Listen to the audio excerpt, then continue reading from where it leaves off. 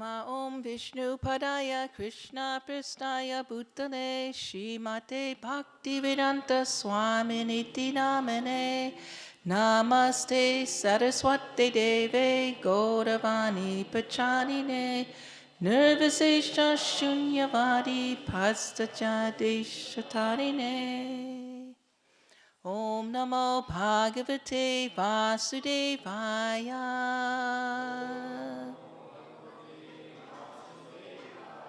Om Namo Bhagavate Vasudevaya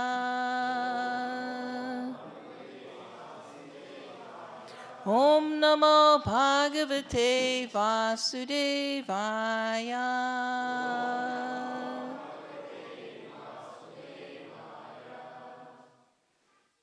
Hare Krishna. So we were told that you have Ratha Yatra coming up here in Bloomington-Normal in about a month. So we were requested to speak something in relation to Ratha Yatra. Of course, you have a month for preparation. And I was just thinking that the real preparation is not what we do with our arms and legs, building things and gathering things and constructing things, doing things. But the real preparation is an internal one. So I was thinking of the Ratha Yatra pastime and how there's some nice instruction there. So, what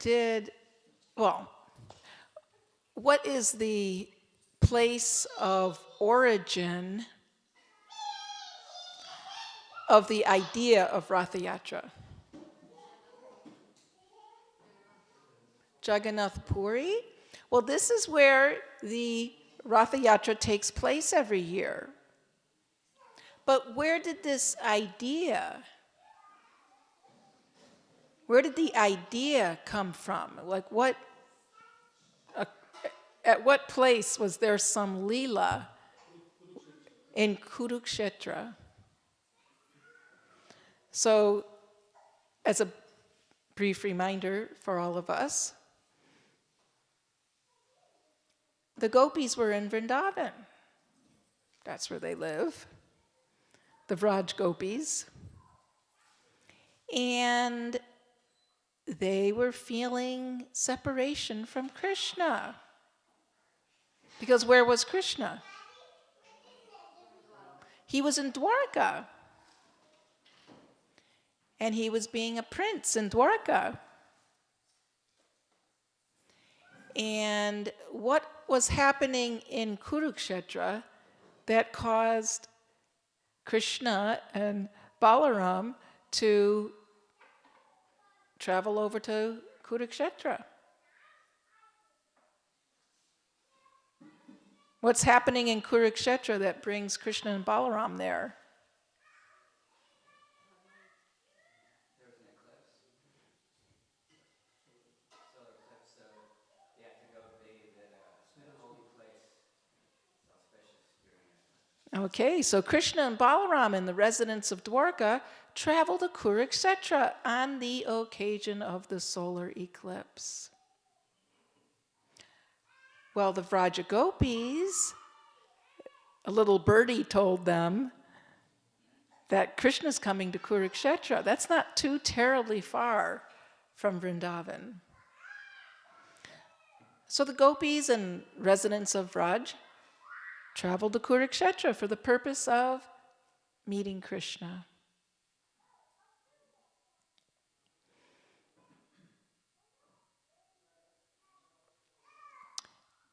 When the gopis and Radharani met Krishna at Kurukshetra, they wanted to bring him back to Vrindavan. They said, so long you've been gone. You've had plenty of months and years to play the role of a prince in Dwarka. Now you come home to Vrindavan. That's where you belong. But he said he could not yet return. He had business to do. Some demons to kill and whatever. So in their hearts, they decided to pull Krishna by force back to Vrindavan. Now, why didn't they just go to Dwarka, where Krishna was going? They came all the way from Vrindavan. They met Krishna in Dwarka, Kurukshetra. They pleaded with him to come back to Vrindavan. He said, no, I cannot do that right now. I must return to Dwarka. And they said, okay, and we're going to go back to Vrindavan. Why didn't they just go to Dwarka? What's the problem? Why didn't they go to Dwarka if they're so missing him? And they're right there with each other. And then they part ways. He goes back to Dwarka and they go back to Vrindavan. So why didn't they just go to Dwarka if they want to be with him so bad? What do you think? Anybody know?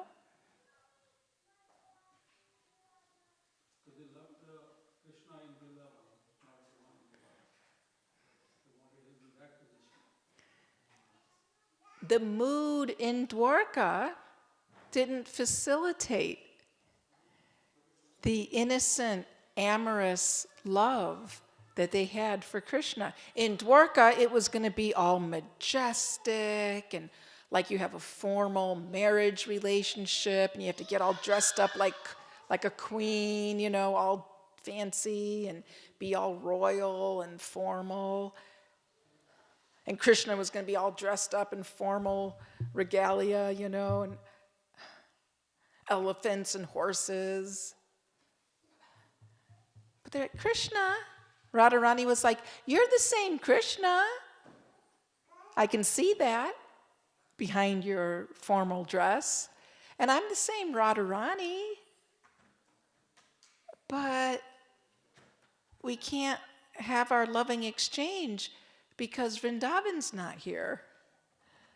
So I want to bring you back to Vrindavan, where there's pastures and cows, and we run around without any shoes, and we just wear simple cowherd dress and flower garlands and peacock feathers, and there's no formality. But Krishna said, no, I have to go to Dwarka. So Radharani and the gopis said, we will not go to Dwarka. We will return to Vrindavan. However, upon their returning to Vrindavan, they experienced Krishna's presence. He went that way, west, to Dwarka. They went that way to Vrindavan. hundreds and hundreds of miles apart. Yet when they reached finally back to Vrindavan, they felt Krishna's presence there.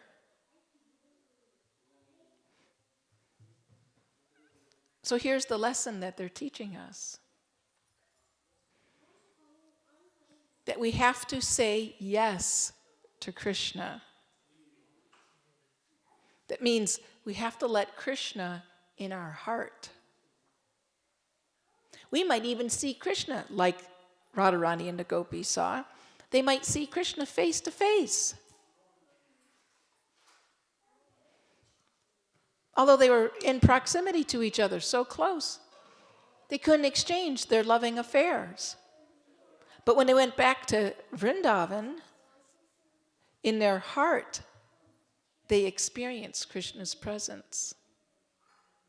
So the gopis, headed by Radharani, of course all the residents of Vrindavan, but of all the residents of Vrindavan, the gopis are topmost, and of all the gopis, Radharani is topmost. They have shown by their example a secret formula. So pay attention, because we're going to learn the secret formula for always experiencing Krishna in our heart. And that was that they said yes to Krishna. Y-E-S. So this is the acronym for success. It's easy to remember. Simply yes. Say yes to Krishna. So there's 3 steps in this: Y, E, and S. So what's the first thing we have to do if we want Krishna to manifest in our heart? And it starts with a Y. Yearning. Very good. If I don't desire something, I'm not going to get it. So we can't just want. We have to yearn. Now you might say, well, that's just a synonym for want. No, yearn is like a superlative form of wanting. Yearn means I want something so bad, I can't live without it. In fact, I refuse to live without it. How many of us can say that we yearn for Krishna? Thank you for being honest. No hands went up. And Krishna explains in Bhagavad Gita what the symptoms of somebody who sincerely yearns for him are. In the 12th chapter there, in the 8th verse, Krishna says, Mayeva mana adhatsva, mayi buddhim niveshaya. That means such a person, they have their mind fixed on me. Have you ever experienced your mind just being totally 100% unalloyed, fixed on one subject? No. The mind is all over the place. You're taking a big final math exam. And you're thinking about, woo-woo, summer vacation starts in 2 hours. Yeah, I'm going to do this and I'm going to do that. And, oh, I got to call, this person. And, next Thursday we're going to be on an airplane at this time, flying on vacation. Can you imagine totally having your mind immovably fixed on something? So Krishna says those who actually yearn for me, their mind is completely fixed on me. And their intelligence is totally absorbed in me, engaged in me. They're always plotting and scheming how I can meet Kṛṣṇa. We have a problem. Because in order to get Kṛṣṇa, you have to execute the yes formula. And the first step of the yes formula is yearning. So if we're not yearning for Kṛṣṇa, then how are we going to do the next two steps? So what does Kṛṣṇa say in Bhagavad Gita? When he tells Arjuna, oh, here's the symptoms of one who's really, sincerely yearning for me, Arjuna is just like, whoa, that counts me out. And then what does Kṛṣṇa say? What the solution is for those of us who don't truly yearn for Kṛṣṇa. What solution does Kṛṣṇa give? He gives it in the very next verse. Please study these verses in chapter 12 of Bhagavad Gita. So in the next verse, text 9 of chapter 12, Kṛṣṇa says, Abhyasa yogena tato mam ichchatum. If you practice devotional service. What is the practice of devotional service called? What kind of bhakti? Sadhana bhakti. Arjuna, if you do not at this stage sincerely yearn for me, then practice devotional service. Be a bhakta in training. And if you do this sadhana bhakti, what will be the result? Mam ichchatum. The result will be you will gain that desire to have me. Your disease is you don't really yearn for me. But if you practice devotional service, gradually, that yearning will develop and blossom. So this is the first step. Why? Yearning. Okay, great. Now we've got that down.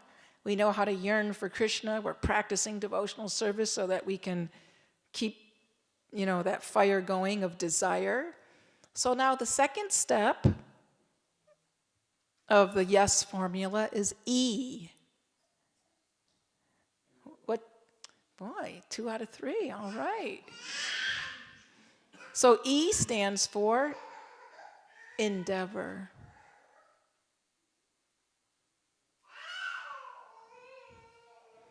Means you do your part and Kṛṣṇa will do his. Bhakti yoga requires endeavor. Kṛṣṇa says in the 9th chapter, 14th text, about those who are sincere about devotional service.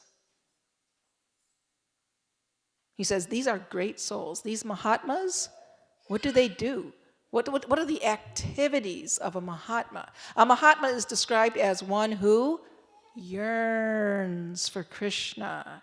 They can't live without Kṛṣṇa. They will die without Kṛṣṇa. They will not settle for anything less than Kṛṣṇa. Go ahead. Try to bribe them with some money. Try to promise them a position in Gandharva Loka or Siddha Loka or Mahar Loka or Jana Loka or Tapa Loka or Satya Loka, upper planetary systems where people live for millions and hundreds of millions of years with so much opulence, you would faint. Go ahead. Try to offer that to them at the time of death. They'll spit on that. They'll say, no, thank you. I will only accept Kṛṣṇa and only Kṛṣṇa, nothing else. So Krishna says such Mahatmas, they're not just sitting there hankering for me. They're endeavoring. Sattatam kirtayanto mam. Yatantascha dridavrataha. Sattatam kirtayanto mam. They're always chanting. We chant for 15 minutes and it's like, oh, okay, I did my sacrifice for the day. That was a jagya. Sattatam, non-stop chanting, glorifying Krishna. Then yatantascha dridavrataha, fully endeavoring with great determination.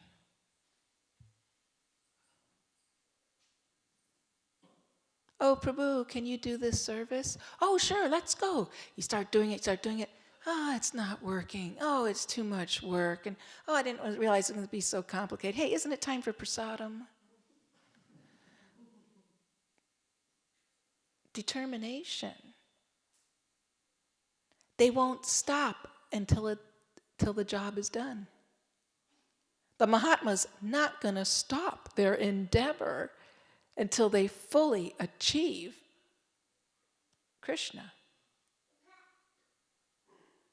Full determination. How can we practice determination in devotional service when we're putting so much of our energy of determination in 17 other departments in life? And Krishna is one of them.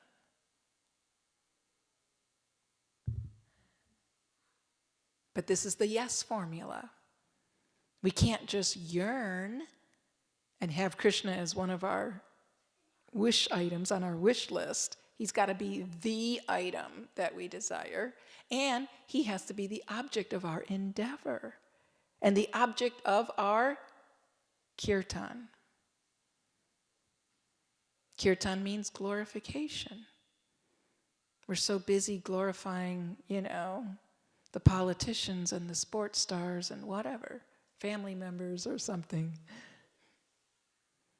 So great endeavor. Don't think that this path of sadhana bhakti is going to be a cakewalk. It requires great determination. And Rupa Goswami says, Nectar of Instruction, verse number 3, that you cannot endeavor with great determination unless you have. He starts off with 3 qualities. You have to have enthusiasm. That means you give it your all. You fuel it with your energy, physical, mental, intellectual, emotional, whatever. You have to have confidence that this is going to work because Krishna said it would work. I'm not going to give up just because I don't see the results coming. I have confidence that this is going to work. And you have patience, because the fruits might not come at the end of the day. So that's the E part. So now we've got Y, yearning, E, endeavor. And then the third step of the formula is S, surrender. You say, oh, I've been crying for Krishna. And I've been endeavoring like anything. But still, it's not happening. Where's Krishna? At this point, the devotee realizes, I've basically perfected, if you can say that, if we ever perfect it, but basically I'm correctly yearning for Krishna and I'm correctly endeavoring. But there's one more thing, and that is I'm not the doer. The gopis could not pull Kṛṣṇa back to Vrindavan.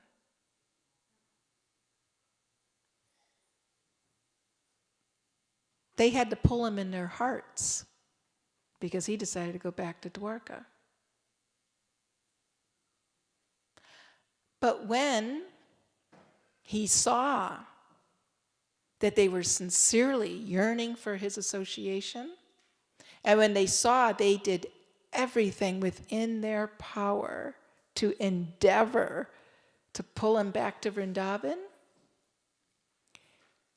and then when he saw that they surrendered, that this is not within our power to make Kṛṣṇa manifest in our hearts, like that, then he reciprocated with that surrender. What did he do? When they returned to Vrindavan, they continued with their yearning and their endeavoring. They continued with their satatam kirtayanto mam. They didn't stop chanting about Kṛṣṇa. They completely surrendered to him. And what did he do? He reciprocated by being present before them in his apricot form. Means not like externally manifested, but internally manifested in their hearts, so that they actually felt the presence of Kṛṣṇa. So this is the lesson to learn from this pastime. We have about a month to go before Bloomington Ratha Yatra. So we have a month to prepare our heart. Because when that Rath ceremony happens, everyone's going to grab the ropes and they're going to endeavor to pull those ropes down the road to the festival site. But we have to understand that it's not the physical pulling with ropes that's going to bring Kṛṣṇa, really into our consciousness. It will require us to actually surrender to Kṛṣṇa. And through our sincere yearning and through our sincere endeavor, we surrender to Kṛṣṇa that, my dear Lord, if you are pleased with me, please make your presence known in my heart. And in this way, we can make our hearts Vrindavan. Because Vrindavan is simply defined as that place where Kṛṣṇa never leaves. He always lives there. It's his home. He can't go away from his home. So this is the yes formula. So we'll end with a quiz. Okay, what does the Y stand for? An E? An S? Surrender. Okay, we'll stop there, see if there's any questions, comments, realizations to share.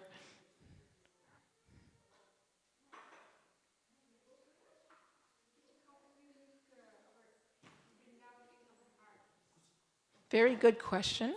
Binny has asked, how can we make Vrindavan in our heart? What is it about Vrindavan that's different from the other dhams or holy places? Vrindavan is that place where Kṛṣṇa feels at home. He doesn't have to put on his fancy work dress or his official attire. He doesn't have any work to do, doesn't have any responsibilities. So Vrindavan is that place where the affairs or the relationships are devoid of pomp and circumstance, awe and reverence. There in Vrindavan, the relationships are based on pure, innocent, honest, loving exchanges. So we can make our heart Vrindavan by cleaning out of the heart all the crooked things, all the nasty things, all the unattractive things, all the puffed up and proud things. Kṛṣṇa wants to sit in our heart when it resembles Vrindavan. When will our heart resemble Vrindavan? When it's just innocent. Innocent and natural. Kṛṣṇa wants us to love him as a friend, or as a parent, or as a lover. He's not looking for the Santa Claus relationship. Right? I mean, let's be honest. Most of us, relate to Kṛṣṇa as Santa Claus. Give me this, give me that. Or he's the fix-it man. I need a job, could you fix that? Something. I need an A on my exam, could you provide that? So we have to clean away from our heart those mentalities of, because Kṛṣṇa is in our heart already as the super soul. It's not that Kṛṣṇa's not there, but he's simply relating to us as the super soul, four-armed Vishnu form, who is the overseer and permitter. He's watching what you're doing. So if you're good, all right. And if you're bad, he knows what you desire, so he permits it. But he wants us to go beyond that. And Kṛṣṇa, as Gopal, the cowherd boy, he will sit in our heart. Meaning, Paramatma will manifest according to the relationship that we relate to Kṛṣṇa. So a Ram Bhakta, one who's very much attached to, in love with Ramachandra, Bhagavan, then their Paramatma will manifest as Lord Ramachandra, Sita Ram. And for Kṛṣṇa, one who develops that kind of loving relationship, parental, friend, conjugal love, with a pure heart, then Kṛṣṇa will manifest there as Gopal Kṛṣṇa or Radha Kṛṣṇa. So it requires chanting. And this is where we practice yearning. Because we don't yearn for Kṛṣṇa. So we should chant every day as much as possible. Hare Kṛṣṇa, Hare Kṛṣṇa, Kṛṣṇa Kṛṣṇa, Hare Hare, Hare Rama, Rama Rama, Hare Hare. My dear Radha and Kṛṣṇa, please give me the desire to have the desire to have the desire to desire you. I can't even do the first letter, Y, without your mercy. Please bestow me that privilege of yearning for you. Why is yearning for Kṛṣṇa not something that he bestows very easily? I mean, if I ask him for, a really fancy car for my birthday, he might provide that. Or if I ask for a really good job, he might provide that. Or please cure me of my disease, he might do that. But why is it so, and it's very easy for him, provided like that. But why is it that if I desire to have the desire, to have the desire, to have the desire, to desire Kṛṣṇa, it doesn't happen like that? He plays hard to get. Why is that? Because, just like dominoes, if you knock over the first domino, the second domino falls, the third domino falls, the fourth domino, etc. Once you've got why, yearning, it's guaranteed. Number 2, number 3 are going to get knocked down. And Kṛṣṇa is purchased. If someone actually yearns for Kṛṣṇa with tears in their eyes, pain in their heart, then you will conquer Kṛṣṇa. So because that yearning conquers Kṛṣṇa, it's not a gift or a privilege that is easily bestowed on a living entity. Kṛṣṇa plays hard to get. Because he's not going to just give himself to just Joe person. You have to really want him. So he's going to test you. He wants to see that you cry for him more than you cry for your mommy. Or for some shelter in this world from this location or that person or this money or whatever. So you make your heart Vrindavan by practicing to cry for Kṛṣṇa. Because that's all Vrindavan is. If you go to Vrindavan, you know what you're going to see? A bunch of people crying. Mother Yashoda and Nanda Maharaj refused to eat. They're standing there like statues. Because Kṛṣṇa's in Dwarka.